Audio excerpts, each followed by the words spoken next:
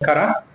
ಈ ದಿನಾಂಕ 4 ಜೂನ್ 2026ರಂದು ನಮ್ಮ ಸಾಗರ ಪೊಲೀಸ್ ಉಪವಿಭಾಗದ ವತಿಯಿಂದ ಸಾಗರ ಟೌನ್ ವ್ಯಾಪ್ತಿ ಮತ್ತು ಸಾಗರ ಗ್ರಾಮಾಂತರ ಠಾಣಾ ವ್ಯಾಪ್ತಿಯಲ್ಲಿ ಎರಡೂ ಠಾಣೆಯ ಸುಮಾರು 60ಕ್ಕೂ ಹೆಚ್ಚು ಸಿಬ್ಬಂದಿಗಳು, ಇದರ ಜೊತೆಗೆ ಜಿಲ್ಲಾ ಸಶಸ್ತ್ರ ಮೀಸಲು ಪಡೆಯಿಂದ ಒಂದು ಶ್ವಾನದಳ, ಇದರೊಂದಿಗೆ ನಾವು ಸಾಗರ ಪಟ್ಟಣ ಮತ್ತು ಗ್ರಾಮಾಂತರ ವ್ಯಾಪ್ತಿಯಲ್ಲಿ ಸುಮಾರು 10 ಕಡೆ ಏಕಕಾಲಕ್ಕೆ ದಾಳಿ ನಡೆಸಿರ್ತೇವೆ.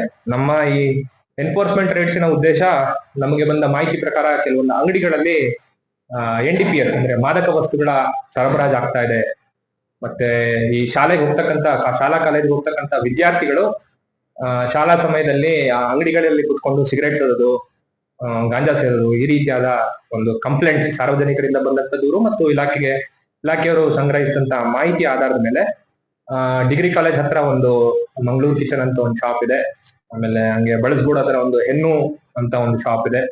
ಆಮೇಲೆ ನಮ್ಮ ಗೌರ್ಮೆಂಟ್ ಜೂನಿಯರ್ ಕಾಲೇಜ್ ಹತ್ರ ಸುಮಾರು 8-10 ಕಡೆ ನಾವು ಅಟ್ ಎ ಟೈಮ್ ರೇಡ್ಸ್ ಮಾಡಿದೀವಿ. ಈ ದಾಳಿ ಸಮಯದಲ್ಲಿ ನಮ್ಗೆ ಈ ಹೆಣ್ಣು ಶಾಪ್ ಅಂತ ಒಂದು ಅಂಗಡಿ ಹತ್ರ ಒಂದು ಅಲ್ಪ ಪ್ರಮಾಣದ ಗಾಂಜಾ ನಮ್ಮ ವಶಕ್ಕೆ ಸಿಕ್ಕಿದೆ, ಪತ್ತೆ ಮಾಡಿದೀವಿ. ಅದು ಪೆಡ್ಲಿಂಗ್ ತರ, ಅಂದ್ರೆ ಯಾರಿಗೋ ಪೂರೈಸಲಿಕ್ಕೆ ಇಟ್ಕೊಂಡಂತ ಜಾಸ್ತಿ ಪ್ರಮಾಣದಲ್ಲಿಲ್ಲ, ಸೆಲ್ಫ್ ಕನ್ಸಂಪ್ಷನ್ಗೆ ಇಟ್ಕೊಂಡ ರೀತಿ ಕಂಡು ಬಂದಿದೆ. ಆ ಹಿನ್ನೆಲೆಯಲ್ಲಿ ನಾವು ಒಂದು ಪ್ರಕರಣ ದಾಖಲಿಸ್ಕೊಳ್ತಾ ಇದ್ದೇವೆ. ಅದ್ರ ಜೊತೆಗೆ ಸುಮಾರು 6 ಜನ ಶಂಕಿತ ವ್ಯಕ್ತಿಗಳನ್ನ ವಶಕ್ಕೆ ತಗೊಂಡು ಗಾಂಜಾ ಸೇವನೆ ಮಾಡಿದರೋ ಇಲ್ವೋ ಅನ್ನೋದ್ರ ಬಗ್ಗೆ ಒಂದು ಟೆಸ್ಟ್ ಮಾಡಿಸ್ತಾ ಇದ್ದೀವಿ. ಅದರ ಔಟ್ಕಮ್ ನ ಆಮೇಲೆ ತಮಗೆ ತಿಳಿಸ್ತೇನೆ.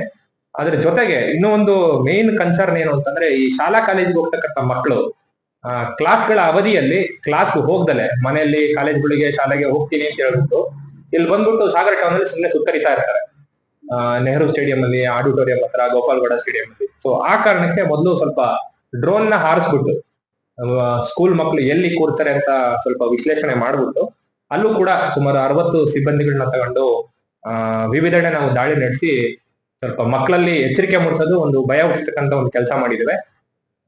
ಇನ್ನು ಮುಂದಿನ ದಿನಗಳಲ್ಲೂ ಕೂಡ ನಾವು ಈ ರೀತಿಯಾದ ಮಾದಕ ವಸ್ತುಗಳ ವಿರುದ್ಧವಾದ ಒಂದು ಎನ್ಫೋರ್ಸ್ಮೆಂಟ್ ಡ್ರೈವ್ಸ್ ನ ಕೈಗೊಳ್ಳಲಿದ್ದೇವೆ. ಸಾರ್ವಜನಿಕರು ಎಚ್ಚೆತ್ಕೊಂಡು ಯಾವ್ದಾದ್ರು ಮಾಹಿತಿ ಇತ್ತು, ಯಾರಾದ್ರೂ, ಈಗ ನಾವೆಲ್ಲರೂ ನೋಡಿದೀವಿ ಶಿವಮೊಗ್ಗ ಸಿಟಿಯಲ್ಲಿ ಎಂತ ಒಂದು ಭೀಕರ ಪ್ರಕರಣ ನಡೆದಿದೆ ಅಂತ, ಒಬ್ಬ ಅಜ್ಜಿನೇ ಕೊಂದಿರ್ತಕ್ಕಂತ ಒಂದು ಪ್ರಕರಣ ಆಗಿದೆ. ಆ ಪ್ರಕರಣ ನಮ್ಮ ಸಾಗರದಲ್ಲೂ ಮರುಕಳಿಸಬಾರ್ದು ಅಂತಂದ್ರೆ ಸಾರ್ವಜನಿಕರೆಲ್ಲರೂ ಪ್ರಜ್ಞಾವಂತ ಸಾರ್ವಜನಿಕರೆಲ್ಲರೂ ಕೈ ಜೋಡಿಸಿ ಇಲಾಖೆ ಜೊತೆಗೆ ಯಾವ್ದಾದ್ರು ಮಾಹಿತಿ ಇದ್ರೆ ದಯವಿಟ್ಟು ಶೇರ್ ಮಾಡಿ. ತಮ್ಮ ಐಡೆಂಟಿಟಿಯನ್ನ ಗೌಪ್ಯವಾಗಿ ಇಡಲಾಗುವುದು. ಮತ್ತೆ KSP Karnataka state police app ಅಂತ ಒಂದಿದೆ, ಆ ಆಪ್ ನ ಮುಖಾಂತರ ಕೂಡ ನಾವು ಗೌಪ್ಯವಾಗಿ ಇಲಾಖೆಗೆ ಮಾಹಿತಿಯನ್ನ ಸಲ್ಲಿಸಬಹುದು. ಧನ್ಯವಾದಗಳು. ಡಾಗ್ ಸ್ಕ್ವಾಡ್ ಬಂದಿದ್ದು ಈ ಮಾದಕ ವಸ್ತುಗಳನ್ನ ಸ್ನಿಫ್ ಔಟ್ ಮಾಡತಕ್ಕಂತ ಒಂದು ಕೆಪಾಸಿಟಿ ಇರ್ತದೆ ಆ ಶ್ವಾನಕ್ಕೆ. ಸೊ ಅದರ ಒಂದು ಉಪಯೋಗ ಪಡಿಸ್ಕೊಂಡು ಯಾವ್ದಾದ್ರು ಅಂಗಡಿಗಳಲ್ಲಿ ಏನಾದ್ರು ಮಾದಕ ವಸ್ತುಗಳನ್ನ ಇಟ್ಕೊಂಡಿರ್ತಾರ ಅಂತ ಒಂದು ತಪಾಸಣೆ ನಡೆಸಿದ್ದೇವೆ. ಬೇರೆ ರೀತಿಯ ಶ್ವಾನಗಳಿರ್ತವೆ, ಕೆಲವೊಂದು ಎಕ್ಸ್ಪ್ಲೋಸಿವ್ಸ್ ಎಕ್ಸ್ಪರ್ಟ್ ಇರುತ್ತೆ, ಕೆಲವೊಂದು ನಾರ್ಕೋಟಿಕ್ಸ್ ಎಕ್ಸ್ಪರ್ಟ್ ಇರುತ್ತೆ, ಕೆಲವೊಂದು ಕ್ರೈಮ್, ಈ ಕೊಲೆ ಮತ್ತೊಂದು ಆದ್ರೆ ಮನುಷ್ಯನ ವಾಸನೆಯ ಜಾಡು ಹಿಡಿತಕ್ಕಂಥ ನಾಯಿಗಳಿರುತ್ತೆ, ಬೇರೆ ಬೇರೆ ತರದಂತ ನಮ್ಮ ಕೆನೈನ್ಸ್ ಇರುತ್ತೆ. ಸೊ ಅದರಲ್ಲಿ ಅದೇ ರೀತಿ ಇದು ಒಂದು ಕೂಡ ಇವತ್ತಿನ ಕಾರ್ಯಾಚರಣೆಗೆ ಇದನ್ನ ಉಪಯೋಗಿಸ್ಕೊಂಡಿದ್ದೀವಿ. ಅದು DR ಅವ್ರು ಮಾಡಿದ್ದಾರೆ, ಜಿಲ್ಲಾ ಸಶಸ್ತ್ರ ಮೀಸಲು ಪಡೆಯವರು. ಅವ್ರದ್ದು ನಮ್ಮ ASC ಅಂತ ಇರುತ್ತೆ, ಆಂಟಿ ಸಬೋಟಾಜ್ ಚೆಕ್ ಟೀಮ್ ಅಂತ ಇರುತ್ತೆ. ಅವ್ರ ಹತ್ರ ಬೇರೆ ಬೇರೆ ಡಿವೈಸಸ್ ಇರುತ್ತೆ, HHMD, DFMD ಅಂತೆಲ್ಲ ಇರುತ್ತೆ. ಆ ಏನೋ ಪರಿಕರಗಳನ್ನ ತಗೊಂಡೋಗ್ಬಿಟ್ಟು ಅವರು ತಪಾಸಣೆ ನಡೆಸಿದ್ದಾರೆ, ಯಾವುದೇ ರೀತಿಯ ಭದ್ರತಾ ಲೋಪಗಳಾಗಬಾರ್ದು ಅಂತ ಹೇಳಿ ಮಾಡಿರ್ತಾರೆ. ಹೆಣ್ಣು ಶಾಪ್ ಅಂತ ಏನ್ ಹೇಳಿ ಗಾಂಜಾ ಸಿಕ್ತು ಅಂತ ಹೇಳಿದ್ರೆ ಪಕ್ಕದಲ್ಲೇ ಇನ್ನೊಂದು ಮನೆ ತರ ಇತ್ತು. ಅಲ್ಲಿ ಹಿಂದೆನೂ ಕೂಡ ಒಂದು ಎಲೆಕ್ಷನ್ ಟೈಮ್ ಅಲ್ಲಿ ಸುಮಾರು 1 ಲಕ್ಷ ರೂಪಾಯಿ ಮೌಲ್ಯದ ಒಂದು ಆಲ್ಕೋಹಾಲ್ ನ ಸೀಸ್ ಮಾಡಿದ್ವಿ. ಈ ಹಿಂದೆ ಒಂದು 2-3 ವರ್ಷದ ಹಿಂದೆ.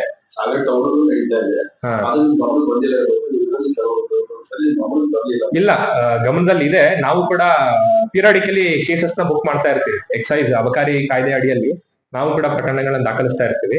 ಆ ರೀತಿ ಯಾವ್ದಾದ್ರು ಮಾಹಿತಿ ಇದ್ರೆ ಖಂಡಿತವಾಗಿ ನನ್ನ ನಂಬರಿಗೆ ಶೇರ್ ಮಾಡೋದು, ಇಲ್ಲ ನಮ್ಮ ಇನ್ಸ್ಪೆಕ್ಟರ್, ಸಬ್ ಇನ್ಸ್ಪೆಕ್ಟರ್ ಇರ್ತಾರೆ, ಅವ್ರ ನಂಬರಿಗೆ ಶೇರ್ ಮಾಡಿ ಖಂಡಿತವಾಗ್ಲೂ ಕ್ರಮ ತಗೊಳ್ತೇವೆ. ಮುಖ್ಯವಾಗಿ ಕೆಲವೊಂದು ಕಡೆ ಸ್ಟೀಲ್ ಸ್ಟೇರ್ ಕೇಸ್ ಅನ್ನ ಅಲ್ಲಿ ಮತ್ತು ವಾಹನಗಳು ಅತ್ಯಾಧಿಕ ರಸ್ತೆಯಲ್ಲಿ ಇದರಿಂದ ಟ್ರಾಫಿಕ್ ತುಂಬಾ ಸಮಸ್ಯೆ ಆಗುತ್ತೆ. ಒಂದ್ ಕಡೆ ಪೊಲೀಸ್ ಇಲಾಖೆ ಉತ್ತಮ ಕೆಲಸ ಮಾಡ್ಕೋಬಾರ್ದು. ಇಂಥ ಗಾಡಿಗಳಿಲ್ಲ. ನಮಗೆ mainly peak traffic hours morning ಶಾಲಾ ಕಾಲೇಜು ಕಚೇರಿಗಳು ಆರಂಭ ಆಗೋ ಟೈಮು ಮತ್ತೆ ಈವ್ನಿಂಗ್ ಒಂದು 5 ಗಂಟೆ ನಂತರ ಪೀಕ್ ಟ್ರಾಫಿಕ್ ಇರ್ತದೆ. ಸೊ ಈ ಮಾರಿಗುಡಿ ಸರ್ಕಲ್ ಹತ್ರ ಇರ್ಬೋದು, SN ಸರ್ಕಲ್ ಅಂತ ಕಡೆ ಇರ್ತಕ್ಕಂಥ ಮತ್ತೆ ಈ ಸೊರಬ ರಸ್ತೆ ಯಾವುದು ನಮ್ಮ ಡಬಲ್ ರೋಡ್ ಏನ್ ಕರಿತೀವಿ ಅಲ್ಲೂ ಕೂಡ ಆ ರೀತಿಯಾದ ಟ್ರಾಫಿಕ್ ಜಾಮ್ಸ್ ಆಗುತ್ತೆ. ಆ ಕಾರಣಕ್ಕಾಗಿ ನಾವು ಸಂಜೆ 5 ಗಂಟೆ ಮೇಲೆ ಪ್ರತಿದಿನ ನಾವು ಸಿಬ್ಬಂದಿಗಳನ್ನ ನಿಯೋಜನೆ ಮಾಡ್ತಾ ಇದೀವಿ. ಟ್ರಾಫಿಕ್ ಪಾಯಿಂಟ್ಗಳಲ್ಲಿ ನಿಯೋಜನೆ ಮಾಡಿ ಯಾರಾದ್ರೂ ಅಡ್ಡಾದಿಡ್ಡಿ ಪಾರ್ಕಿಂಗ್ ಆಗಿದ್ರೆ ಅದನ್ನ ತೆರವುಗೊಳಿಸ್ತಕ್ಕಂಥದ್ದು.